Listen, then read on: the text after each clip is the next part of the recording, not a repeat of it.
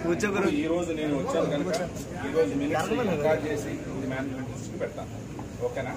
So మీరు morning నుంచి ఏదైతే చేస్తున్నారు ఇవన్నీ కూడాను ఎంతమంది ఇక్కడ అసెంబ్లీ అయ్యారు, ఏమేంటి, ఎంత మీ హార్ట్ బర్న్ అంటే మీ కడుపు మంట కరెక్ట్ అది ఎంత అనేది నేను ఈ రోజు ఆ మినిట్స్ లో రాసేసి మా ఐఆర్ రిపోర్ట్ లో ఇవన్నీ రాసేసి నేను పెడతాను.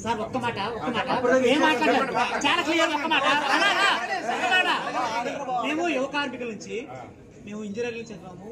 అయితే చాలా జాబులు మేము రిజైన్ చేసి మరి చాలా వరకు ఇక్కడ స్టీల్ ప్లాంట్ కి వచ్చి ఉన్నారు సార్. అయితే లోకల్ అండ్ స్టీల్ ప్లాంట్ మనం మంచి గ్రోత్ ఉంటుంది అనే ఉద్దేశంతో జాయిన్ అయ్యారు సార్. అయితే జాయిన్ అయిన తర్వాత నుంచి మాకు ఇటువంటి బెనిఫిట్లు కూడా మేము చూడలేదు సార్. ఎలాంటివన్నీ ఉంటాయని చెప్పేసి మేము జాయిన్ అయ్యాం. ఒక ఎల్టీసీ కానీ ఎల్ఎల్టీసీ కానీ వేజులు కానీ డ్రెస్సులు కానీ ఏమీ లేవు. ఎందుకు సార్? మేము ఎప్పుడు కూడా మేము యాస్టీస్ తీసుకురావాలి సార్, ఇక్కడ ధర్నా చేయలేదు సార్. కానీ సార్ ప్లాంట్ పరిస్థితి బాగోలేదు, రివైవ్ చేస్తారని నమ్మకంతో. కానీ ఈ రోజున మీరు హెచ్ఆర్ఏ తీసేస్తున్నారు. మాకు హెచ్ఆర్ఏ కూడా ఇవ్వలేదు సార్ యువ కార్మికులకి. ఓన్లీ క్వార్టర్స్ ఇచ్చారు. పోనీ ఆ క్వార్టర్స్ లో ఉంటే యూనిట్కి 8 రూపాయలు సార్. సార్ ఇప్పుడు ఏప్రిల్ నుంచి ఇది August sir, September sir. April నుంచి సెప్టెంబర్ కి మీరు 8 రూపాయల చొప్పున వేస్తే మాకు 15,000 రూపాయలు కట్ అయిపోయి సార్. మీకు మీ సిస్టమ్ లో ఒక్క నిమిషం దయచేసి మీ సిస్టమ్ లో ఒక్కసారి చెక్ చేయండి. 2016, 18, 19 యువ కార్మికులు ఇవ్వలేదు సరే మాత్రం తీసుకోండి. వాళ్ళకి నెట్ పేమెంట్ సార్ థ్రిఫ్ట్ లో కట్ అయిపోగా 15,000-18,000 వస్తుంది సార్. ఇంకా తక్కువ వస్తుంది నెట్ పేమెంట్ నుంచి సార్. వాళ్ళకి ఈ పవర్ యూనిట్ 7 రూపాయలు చొప్పున ఏప్రిల్ నుంచి ఇప్పటికి మీరు 15,000 కట్ చేస్తే 18,000 వస్తుంది. 15,000 కట్ చేస్తే 3,000 ఉంటది. 3,000లోని ఏ బతుకుతుంది పిల్లలు సార్? ఒక పాల డబ్బాకి యాప్తా మిల్ గోల్డ్ కి 1,000 రూపాయల డబ్బా సార్ 3 రోజులు వస్తుంది సార్. మీరే చెప్పండి పిల్లలు పెంచుకోవాలి సార్. సార్ స్కూల్ ఫీజులు సార్ ఒక డీపాలకి వెళ్తే సార్ 40,000 రూపాయలు 50,000 రూపాయలు 40,000 రూపాయలు fees sir. UKG LKG sir. Sir uniform లో డ్రెస్ లో కాదు సార్. కానీ ఎంప్లాయీకి ఎటువంటి డిస్కౌంట్ లేదు సార్. డబ్బులు దేశపత్రిపాలెం పరవాడ మీకు ఫార్మసిటీ వాళ్ళు నెలకి టెన్షన్ గా కడతారు సార్. ఎంప్లాయీలు కట్టలేదని సీట్లు ఇవ్వట్లేదు సార్.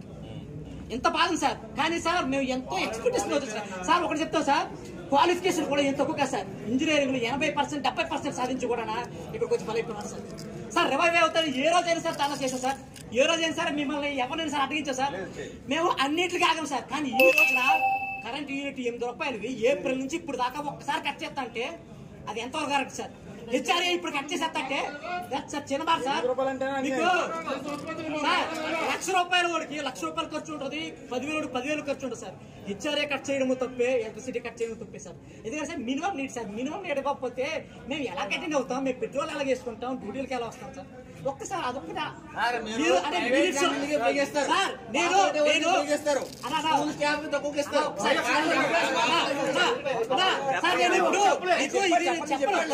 నేను ఇప్పుడు చెప్పదలుచుకోలేదు. కానీ ఇప్పుడు ఎందుకు చెప్పానంటే మీరు ఒక మాట అన్నారు మినిట్స్ లో నేను చేరుస్తాను. సో మీరు చేరుస్తారంటే అఫీషియల్ గా మా బాధని పైదాకా తీసుకెళ్లే అవకాశం ఉంటుంది అని మీకు ఇచ్చాం. తర్వాత ఇంకోటి ఇందాక మాట అన్నారు మీరు యూనియన్ లీడర్స్ కి విలువ ఇవ్వాలండి. మేము ఇచ్చాం కాబట్టి సార్ 24 గంటలు 24, 36 అంటే 36 ఎక్కడ పడితే అక్కడ మేము వచ్చాం చేసాం. కాకపోతే మీరు యూనియన్ లీడర్లు కూడా మా కష్టం వాళ్ళకి తెలుసు. వాళ్ళు మిమ్మల్ని రిప్రజెంటేషన్ చేసినప్పుడు మీరు విని ఉంటే మీరు పైకి తీసుకెళ్ళాలని చెప్పుంటే మేము ఇక్కడ దాకా రాము సార్. మేము ఇక్కడ దాకా వచ్చే అవకాశం లేదు. మేము అక్కడే ఆగిపోతాం సార్. ఇప్పుడు సార్ మేము గవర్నమెంట్ జాబ్ వద్దు. మేము గవర్నమెంట్ జాబ్ ఎందుకు ఎంచుకుంటాం తెలుసు సార్?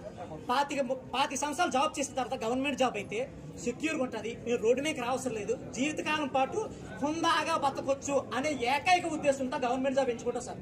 లేదంటే మేము సాఫ్ట్వేర్ లో జాయిన్ అయినా 1,00,000 ఇస్తారు సార్.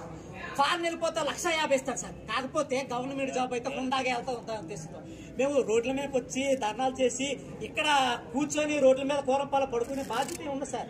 ఎవరికి అలా ఉండదు. కావాలని తన జీవితాన్ని తన ఫ్యామిలీని నాశనం చేసుకుని ఎవరు కనిపించదు సార్. ఈ రోజు కూడా మేము ప్రిపేర్ అయ్యింది కాదు సార్. మా బాధని మీకు అఫీషియల్ గా క్లాస్ గా చెప్తాను.